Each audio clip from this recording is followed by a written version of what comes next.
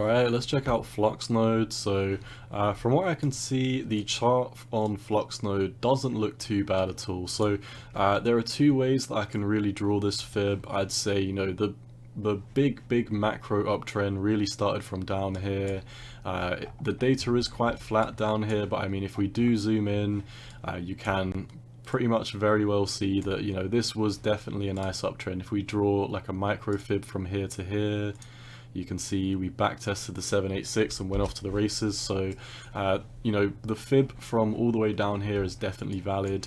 We are above the 618 on this fib. Now, you can draw this fib a number of ways. I mean, personally, if I was going to draw it a few different ways, I could also draw it from down here, and you could also draw it from here. So if we look at all of the fibs in general, every fib we are above the 786.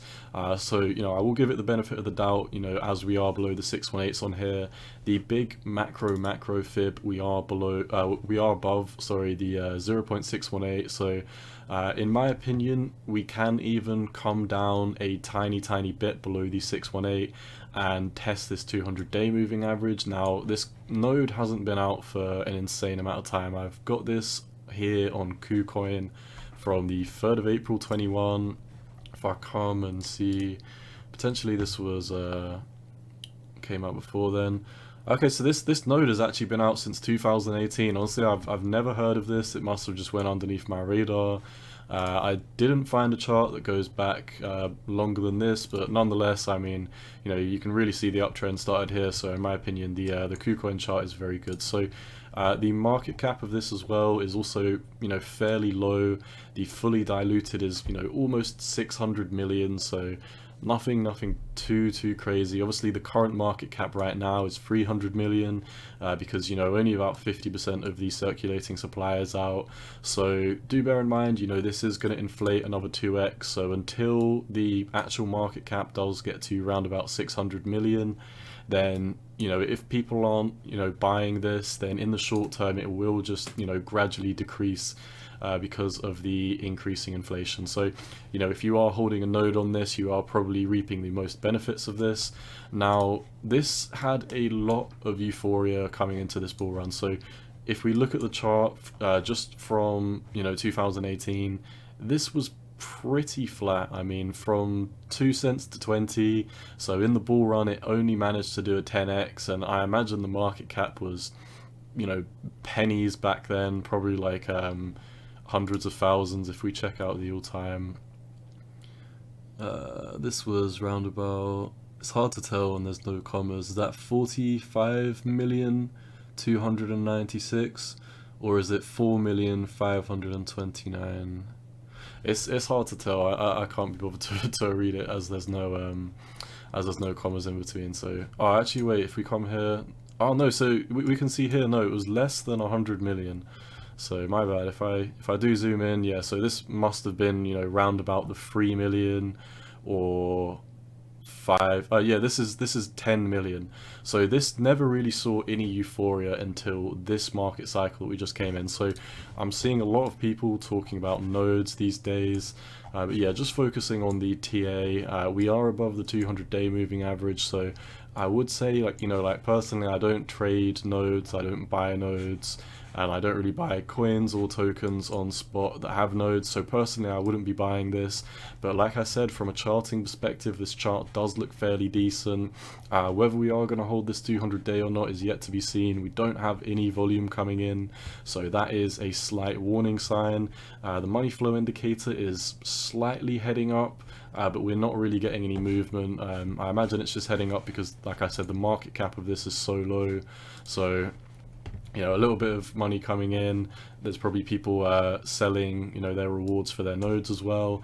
The RSI hit the heart line and is turning down. So in my opinion, if this was to stay bullish, obviously this has been breaking down since the all-time high up here. If this was going to stay bullish, your last line in the sand, at least in the short term, would be this 200-day moving average. Let me try and kind of drag this along. So it would kind of act something like this. If we do kind of hover around here for another couple of weeks or so, you know, potentially we could bounce off this.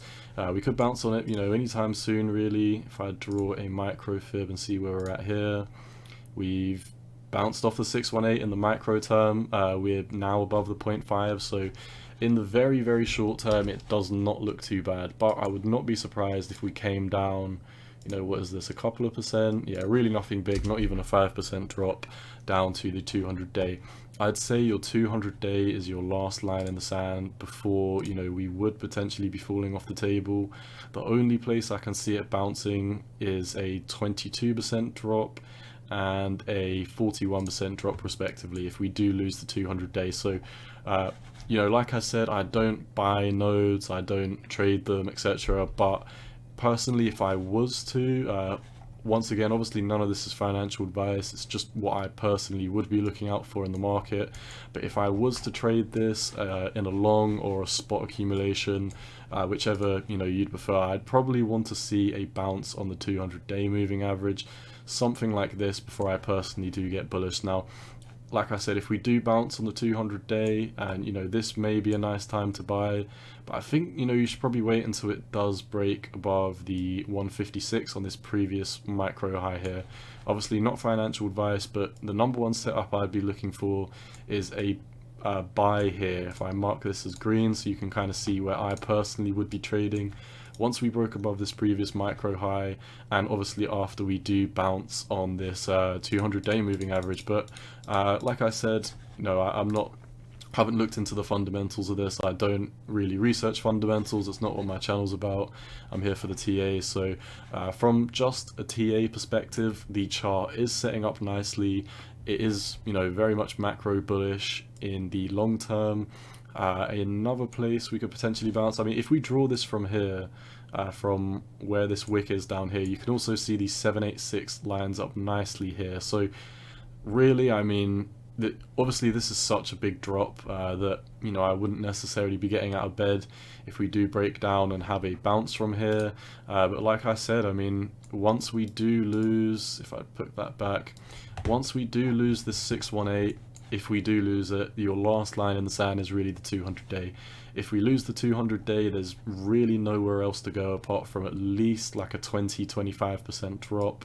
Once, yeah, 23% drop. Once you do see that 23% drop, if we don't hold that, it's another 41% down. So in the short term, no decision's been made. We do have a long way to go to the downside if we do break this 618, but so far the market structure is still bullish, so I wouldn't necessarily be panicking. I mean, the chart looks pretty decent compared to a lot of other altcoins that I cover, but the number one thing I'd be worried about entering, you know, nodes and risky altcoins at the moment is that the dollar is pumping, gold is pumping hard, and also, you know, the stock market is dropping. It's having a very bad crash in the past couple of weeks because of the news with Russia and Ukraine. The total crypto market cap broke up, got rejected from this triangle pattern, you know, this small triangle pattern here, and it's now been rejected again from the 618. So all in all, while Bitcoin is, you know, heading down, while the total crypto market cap is heading down, I personally would not touch any altcoins with a 10-foot barge pole.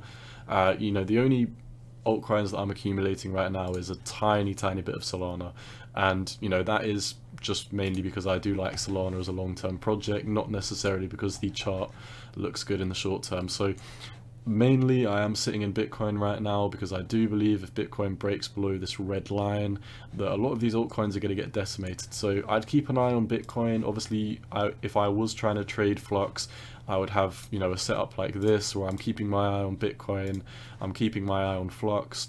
If we do see a tiny retest down here and a big pump, I think that this would line up with a retest of this trend line and a pump, at which point I'd be much more confident to enter altcoins. But like I said, I'm sitting on the sidelines until Bitcoin makes a decision.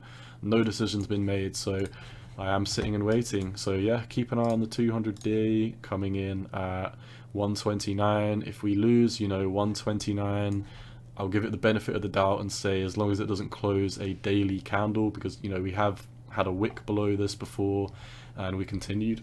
we continued the uptrend. So as long as we don't see a daily close below, 128, 129, I think it is very likely that we could have a continued uptrend. So that is basically all I see for Flux. I've moved this over, and it's actually more like 127 to 128. But yeah, by the time, if this heads up in the next few days, keep an eye on the 200-day.